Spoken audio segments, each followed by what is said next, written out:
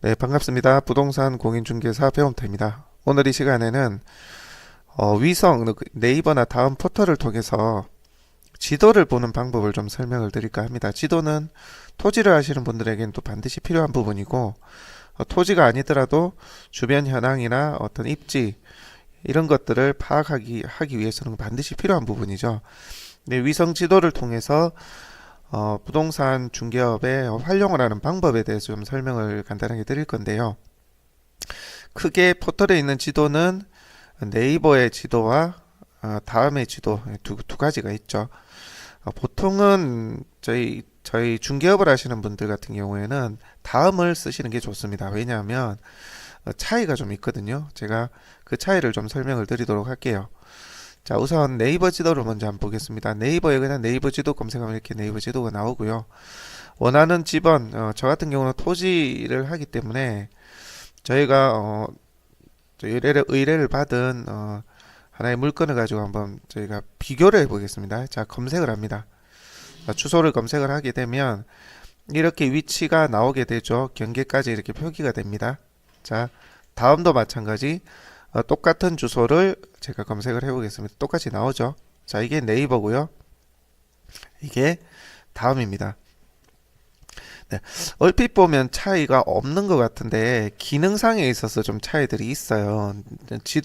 다음 지도가 훨씬 낫다고 제가 말씀드린 이유가 기능상에 좀 여러 가지 좀 좋은 것들이 있기 때문에 제가 말씀드린 겁니다. 자, 우선 자, 네이버를 보시게 되면 저희가 특히나 네, 이거 옆에 화살표 이거 누르면 나오고 이거 누르면 전체로 보기로 나옵니다. 자, 보시면 거리뷰라는 것은 길을 따라 실제 현황을 볼 수 있는 이게 거리뷰입니다. 다음에서는 로드뷰라고 되어 있죠. 똑같은 기능이고요. 자, 제가 한번 눌러보겠습니다. 눌러보면 기존에 없던 표기되지 않았던 이 파란 선이 보이죠. 이게 길입니다. 차가 지나다닐 수 있는 이게 물론 정상적인 도로일 수도 있고 현황 도로일 수도 있어요. 어쨌든 차가 들어갈 수 있는 그런 어떤 길입니다. 그 길을 따라서 촬영을 해놨죠. 이 위에다가 거리뷰를 한번 누르시고 이 위에다가 지금 이게 떠있죠. 이게 이상하게 떠있죠. 이거를 길 위에다가 살짝 마우스 왼쪽 버튼을 눌러서 클릭을 해보시면 지금 그 위치에 대한 차가 이제 지나갔던 그 눈높이에 대한 주변 경관이 360도 뷰가 나옵니다. 보시는 것처럼 300, 그렇고요. 이 화살표를 클릭하시게 되면 이렇게 따라서 움직입니다. 그래서 현황을 좀 이렇게 파악하실 수가 있죠. 주변에 뭐가 있고 이 길이 어떻게 되어 있고 지형은 어떻게 되어 있는지 판단이 된다는 거죠. 자, 이거를 닫으시려면 여기 뷰어 닫기 X 누르시면 되고요. 자, 다음 지도도 마찬가지예요. 자, 여기 로드뷰라고 있죠. 지금 네이버와 다음을 구분해서 설명드리고 있지만 사실상 다음을 좀 더 주목해서 보시는 게 좋습니다. 개인적으로 다음을 추천드리기 때문에. 자, 이건 X 누르시고 이거 로드뷰를 한번 클릭해 보겠습니다. 똑같이 이렇게 파란색 선으로 도로가 표시가 되죠. 이 위에다 살짝 놔 볼게요. 이 위에다가 자, 눌러보면 다시 할게요. 조금 확대하겠습니다. 이게 확대 축소하는 거거든요. 자, 플러스를 눌러서 조금 확대해 볼게요. 자, 이 위에다가 자, 눌러 보겠습니다. 자, 이렇게 나오죠. 아까 거기랑 똑같은 현황입니다. 그렇죠? 자, 이거는 네이버고요. 이거는 다음입니다. 이거 조금 없앨게요. 이거 눌러서. 자, 이게 다음이고요. 이게 네이버입니다. 네이버는 여름 하절기에 찍은 것 같네요. 그죠? 봄, 여름이나 뭐 여름, 가을. 자, 다음은 겨울에 찍은 모습인 것이 보이시죠? 네, 이렇게 지금 되어 있고요.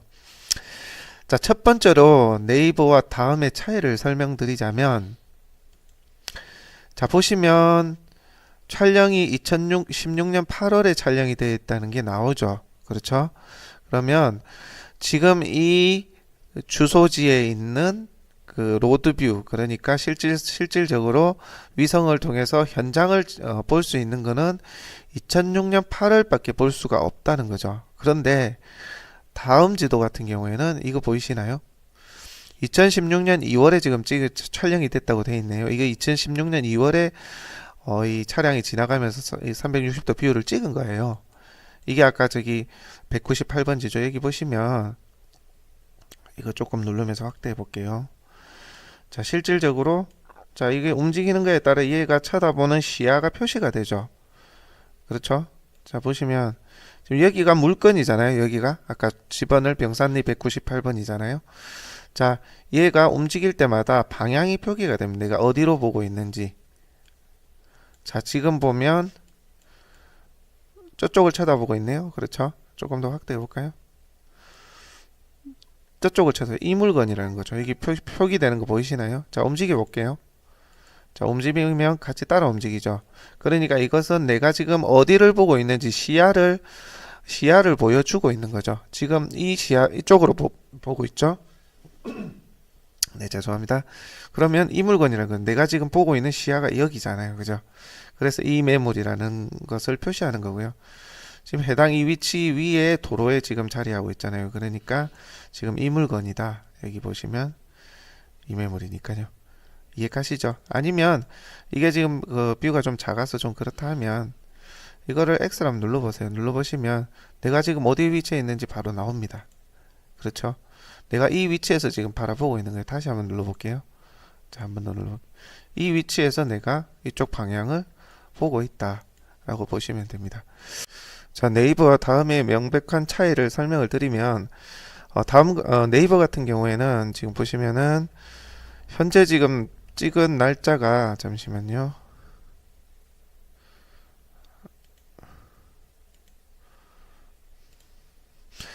자, 2016년 8월 촬영이라고 되어 있죠. 그 외에는 정보를 볼 수 있는 부분이 없습니다. 현황에 대한 정보를.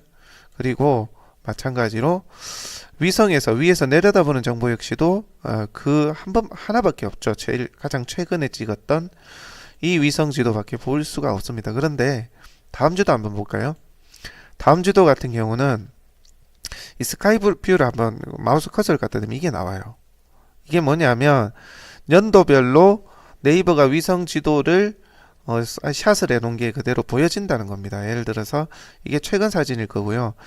건너뛰는 연도도 있어요. 그러니까 이 항공뷰나 위성 지도가 좀 발달하지 못했던 신경을 덜 썼던 어떤 그런 연도도 있기 때문에 자, 보시면 17년은 없고요. 15년 없네요. 자, 14년이 있습니다. 2014년에 현황을 내려다보는 위성표입니다. 그리고 13년, 12년, 11년, 10년, 2010년에 현재 집원에 있는 현재 위치에 있는 주변의 현황들까지도 줌 확대나 축소를 해서 볼 수가 있다는 얘기죠. 자, 차이 한번 볼까요? 자, 2009년 있는지 볼까요? 2009년도 있네요. 자, 비교를 한번 해볼게요. 2009년도에 보면 여기에 집이 없습니다. 지금 신축 2013년인가요? 이때 지금 신축 집이 하나 생기는 걸로 저희가 확인되는데 없죠? 자, 그러면 최근 사진 한번 볼까요? 집이 생겼죠? 자, 이렇게 각자의 어떤 위성에서 보는 위치에 따른 주변 어떤 발전 상황이나 진행되는 정도를 볼 수가 있다는 거죠. 예를 들어서 뭐 지금은 여기는 촌이지만 여기 어떤 아파트 단지가 개발이 되었단 말이죠. 그러면 예전에는 여기가 어땠는지 그렇게 어떻게 발전이 되어 왔는지의 현황을 연도별로 그 다음에서는 볼 수가 있다는 거죠. 이게 큰 장점이 되고요. 그러니까 저희같이 토지를 하는 사람들 이게 굉장히 필요하죠. 왜냐하면 예전에는 어땠는데 지금 점점 이렇게 발전이 되어가고 있는 상황이구나. 이런 어떤 현황의 변화를 저희가 살펴볼 수 있기 때문에 위성으로 굉장히 다음 지도가 네이버에 비해서 좀 유리하다고 볼 수가 있고요. 또 다른 기능 하나 좀 차이를 설명드리면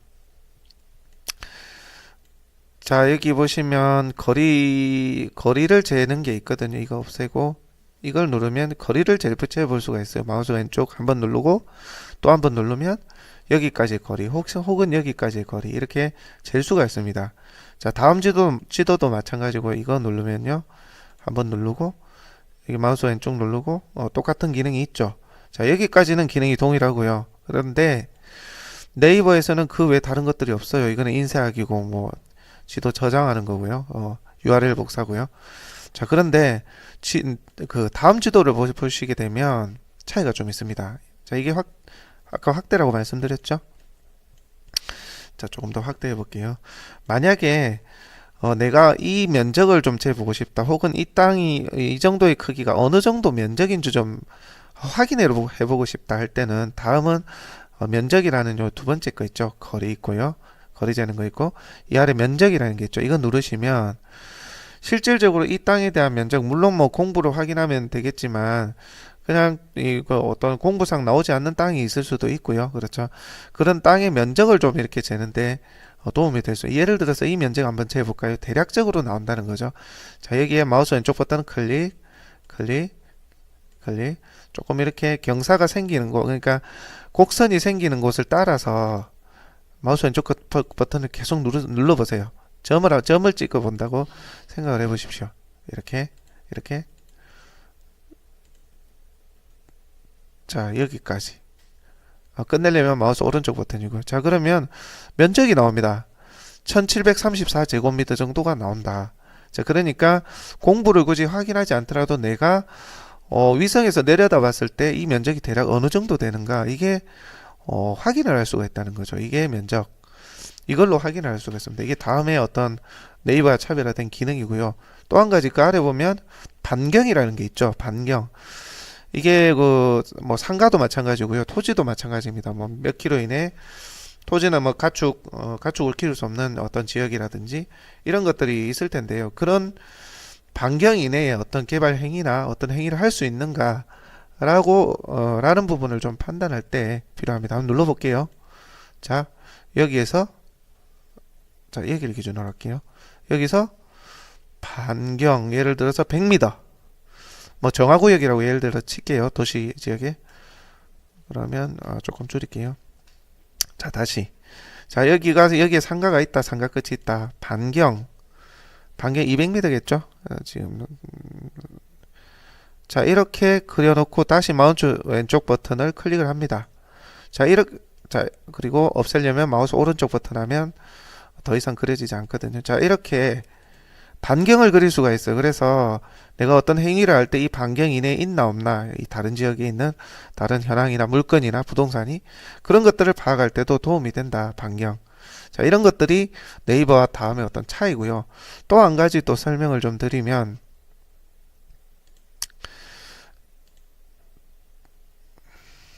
자, 지적 경계 다음입니다. 지금 다음 지적 경계고요. 네이버에도 지적 편집도라는 게 있습니다. 그렇죠? 자, 네이버 거 먼저 한번 지적 편집도를 눌러볼게요. 이거는 자, 눌러보게 되면 지적 편집, 그러니까 뭐 지적도상의 어떤 경계라든지 토지의 지번에 대한 부분이 좀 이렇게 나와 있죠. 겹쳐서 나오죠. 위성 사진이랑. 자, 다음 한번 볼게요. 다음도 지적 경계 누르면 좀 확대를 좀 할게요. 이게 안 나오면 좀 가까이 갖다 대면 확대가 됩니다. 이렇게 보이시죠? 자, 조금 이렇게 나옵니다. 나오죠? 자, 네이버와 다음의 큰 차이가 얼핏 없어 보입니다. 그렇죠? 그런데 다음은 또 친절하게도 보면 지방경계, 용도지역 개발지구 뭐 이런 것들이 좀 나옵니다. 아무래도 지도를 좀 잘 이렇게 자주 다루는 혹은 중개업을 하는 사람들한테 좀 더 안내를 좀 잘 할 수 있도록 용도지역, 저 같은 경우 용도지역이 굉장히 중요하죠. 이런 경계에 대한 설명이 좀 잘 돼 있다. 그리고 또 차이가 뭐냐면 자, 네이버는 지금 지적 편집을 하면 지적 편집도 이거 하나밖에 없죠. 네, 이걸 없애면 이렇게 위성에서 내려다보는 현황이고요. 이거는 지적 편집도고요. 자, 다음을 한번 볼게요. 자, 여기 보시면 지적 편집도가 있고 법정동 경계라는 게 있죠. 법정동 경계. 이거는 동별입니다. 그리고 리 단위의 어떤 경계를 나타내는 건데요. 한번 눌러볼까요? 자, 조금 축소를 한번 해볼게요. 멀리서. 자, 보면 리 단위로 여기가 33년 병산리고 여기가 33년 판공리다. 이렇게 경계를 보여주는 부분이 있습니다. 네이버에는 그게 없고요. 다음에는 그게 있다는 거. 그리고 행정동은 보통 읍사무소, 면사무소, 동사무소 단위로 경계를 나누는 부분이죠. 자, 그럼 이 파란색이 이제 행정동 경계입니다. 그러니까 고성군 삼삼면에 대한 전체 경계를 나타내고 있네요. 그렇죠? 동 같은 경우 하나 두 개 묶어서 동사무소 주민자치센터가 있는 곳을 기준으로 이제 동을 묶기도 하고 이게 행정동인데요. 이렇게 법정동과 행정동을 구분할 수 있는 정보까지도 나온다. 그래서 다음을 중개업을 하시는 분들은 다음을 하시는 게 좋다는 걸 저희가 말씀을 좀 드리고요. 자, 이번에는 이 다음 지도를 통해서 제가 확보한 매물을 소비자들 그리고 블로그를 보시는 분들한테 소개를 하는 제가 하는 방식을 좀 설명을 드릴까 합니다. 저 같은 경우는 매물을 확보를 하면 현장 임장을 가고 또 위성을 통해서 다음 지도를 통해서 주변 현황 물론 이제 현장을 가서도 보긴 하지만 주변 현황 그리고 입지라든지 방향 그리고 여러 가지 장단점에 대한 분석을 좀 하는데요. 제가 하는 방법을 좀 설명을 드리면 항상 이 매물에 대한 입지나 위치적인 설명을 정확하게 해줄 필요가 있습니다. 예를 들어서 이걸 주택지로 소개를 한다라고 하면 관공서가 가까이 있는지 학교가 가까이 있는지 그렇죠. 버스 정류장은 어디까지 있는지 이런 것들 제가 소개를 좀 하는데요. 예를 들어서 이 큰 도로가 지나고 있는 버스 정류장이 있는 곳이다라고 하면 거리를 눌러서 마을에서 자 거리를 잽니다. 그래서 약 200m 정도 내려와서 버스를 타야 된다라는 것도 소개를 하고요. 자 그리고 조금 축소하게 초등학교가 있네요. 그렇죠. 초등학교는 거리가 어느 정도 있다. 직선거리로 이 정도 떨어져 있다라는 부분도 소개하고 또 여기가 군청이네요. 군청. 자 이거는 지우면 없어집니다. X 누르면 없어져요.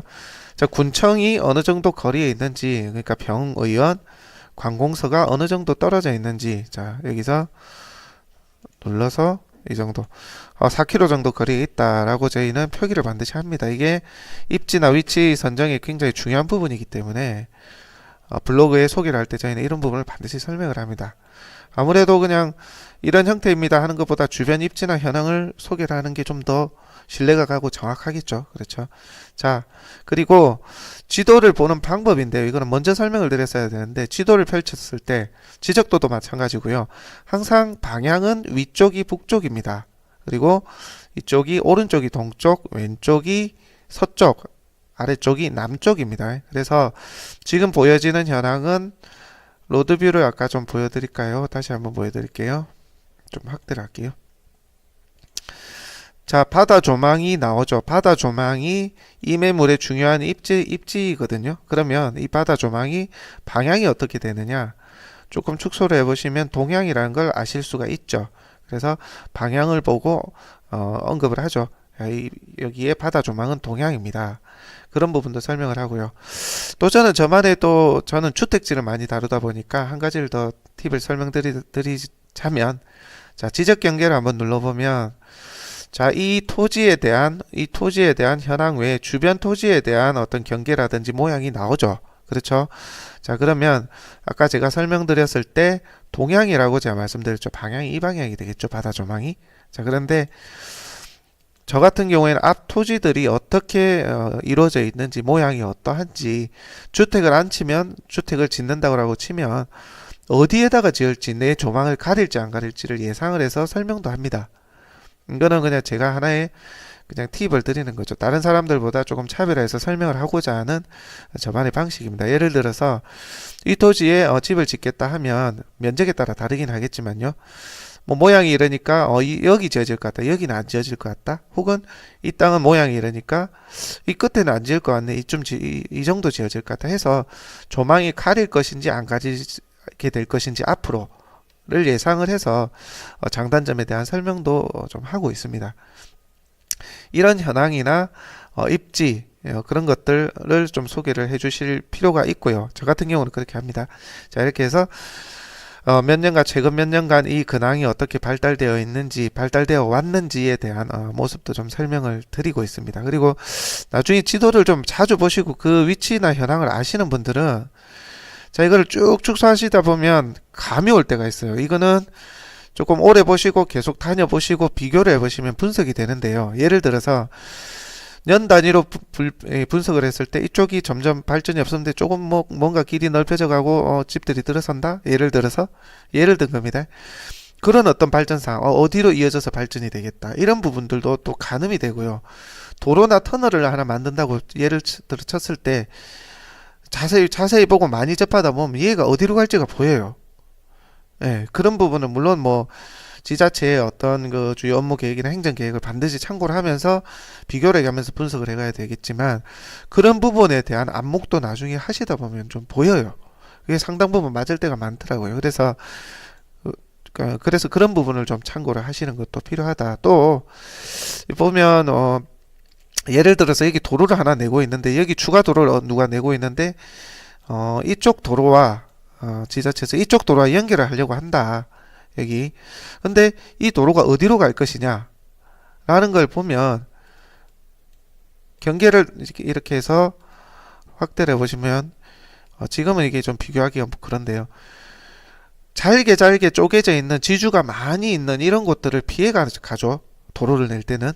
그래서 이거 토지가 잘게 필지별로 이렇게 이렇게 되어 있는 것보다 이렇게 지주가 많이 없는 이쪽으로 가겠구나라는 그런 어떤 감도 생깁니다. 이거는 제가 나중에 하면서 좀 설명을 좀 더 드리기를 할 건데 그런 부분에 대한 나중에 노하우나 보는 안목도 지도를 통해서 생깁니다. 그런 부분도 나중에 저는 좀 설명을 드리겠습니다. 제가 다음 지도를 통해서 고객들에게 매물에 대한 설명, 주변 현황에 대한 설명을 하는 방법을 이게 정답은 아니에요. 제가 하는 방법이니까요. 이 부분에 대해서 좀 간단하게 설명을 드렸습니다. 참고가 되셨으면 좋겠네요. 네, 이상 강의를 마치겠습니다.